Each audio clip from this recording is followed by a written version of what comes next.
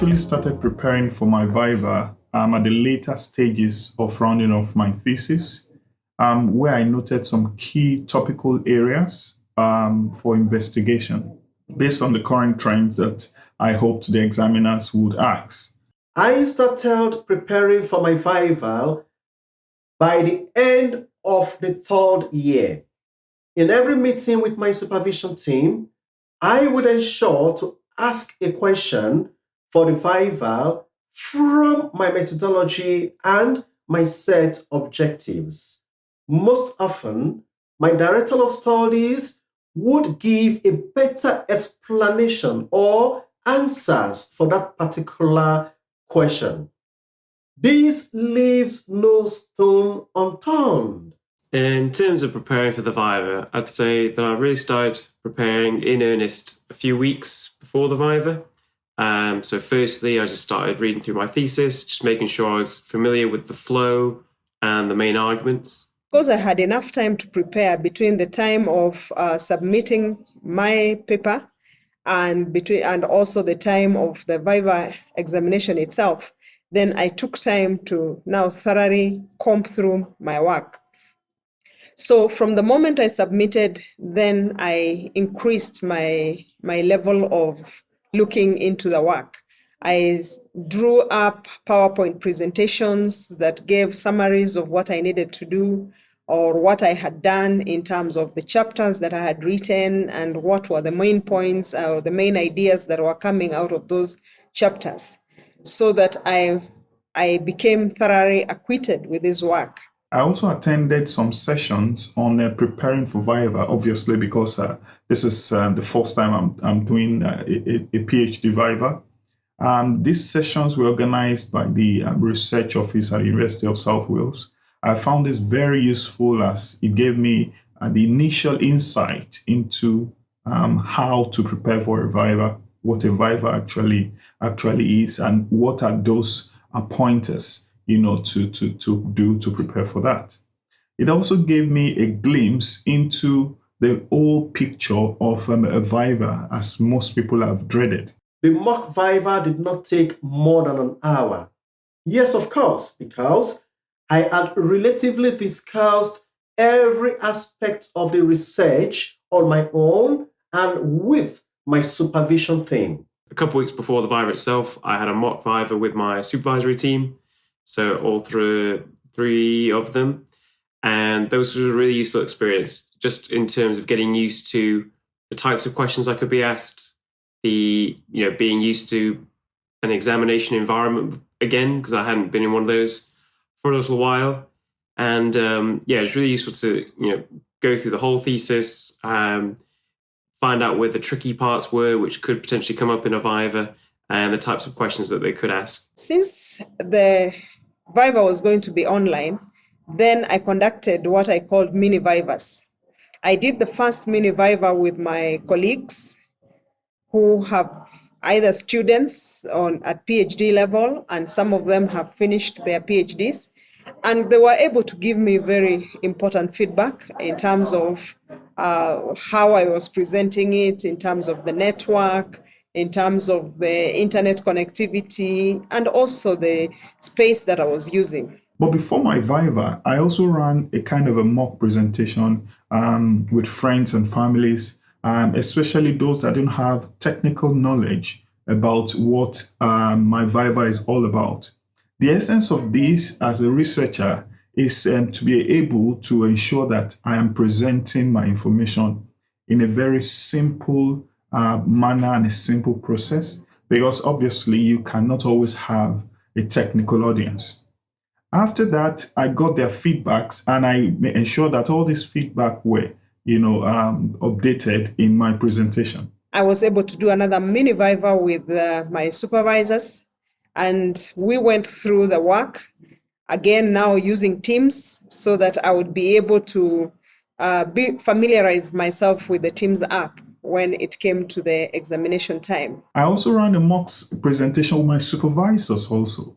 They were very helpful, giving me back constructive feedbacks in the areas at which I need to demonstrate, to improve on, so that I could be very, very okay. In the days leading up to the Viva itself, I spent quite a lot of time reading around the literature. So not only studies that I'd referenced in my thesis itself, but recently published papers, researching the surrounding areas, and not just specifically on what my thesis was about, because I was really aware that the examiners were probably going to push my knowledge, so really find out where the limits were. So I wanted to make sure that I was really comfortable with the work that I had done, but also what kind of where it sits in the wider realm of the literature and the research.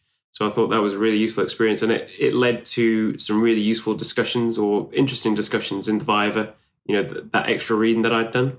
I saw a video on YouTube on early preparations for Viva.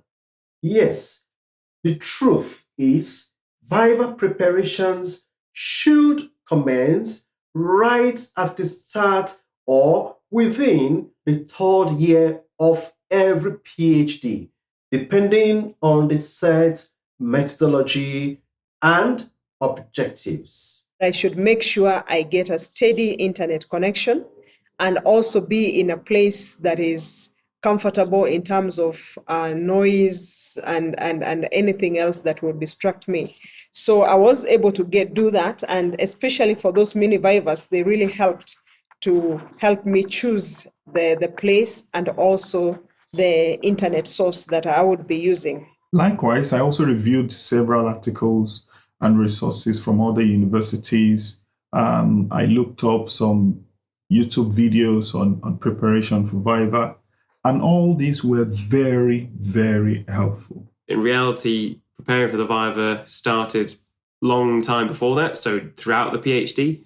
So I was lucky enough to present at a number of different conferences, workshops, opportunities for presentation, which enabled me to get used to talking about my research, answering tough questions, but in addition, talking to a range of audiences, so not just specialist researchers within my area, but a non-specialist audience as well. I gave some lectures to students as well. So all of those experiences, built up and gave me really good preparation for the Viva itself. I also went ahead and talked to the postgraduate studies and the person that is in charge of postgraduate study. And she was able to help me understand how the Viva examination was going to be, because I was able to ask her, am I expected to present any PowerPoint presentation? And she said, no, you'll just come and answer questions.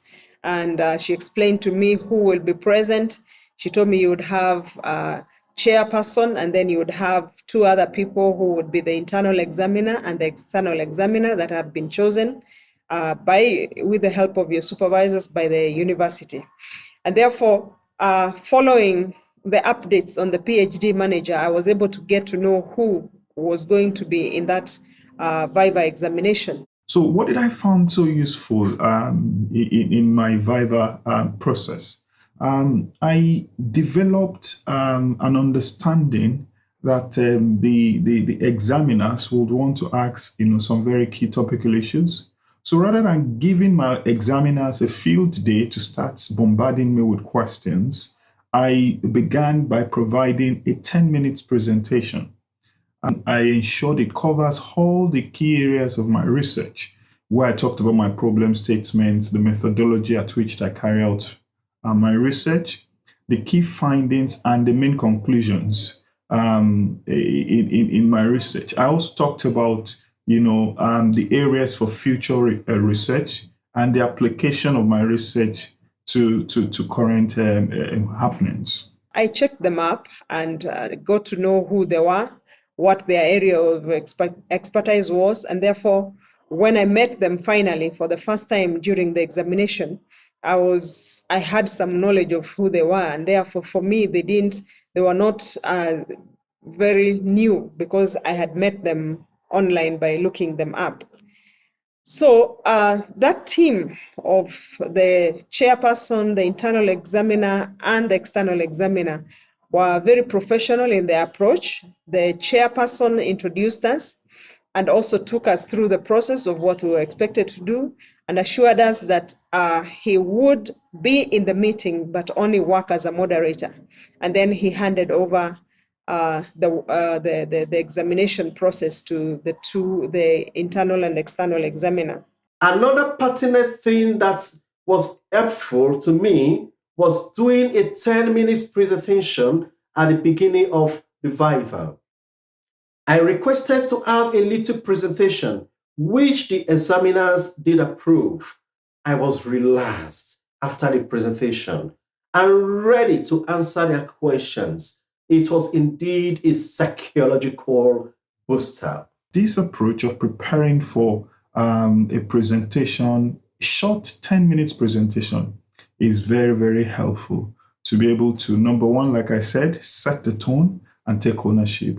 Drafting and discussing potential Viva questions to me and doing a presentation at the end of the Viva worked very, very well. I am confident it will work for every PhD student. I got a lot of, I could say, psychosocial support from the School of Graduate Studies and Postgraduate Studies, and also from my supervisors. They were able to just tell me, it is your work, just answer the questions as they are asked, because they are trying to understand what you are trying to say and how you are saying it, and therefore you should not worry. And therefore this really encouraged me.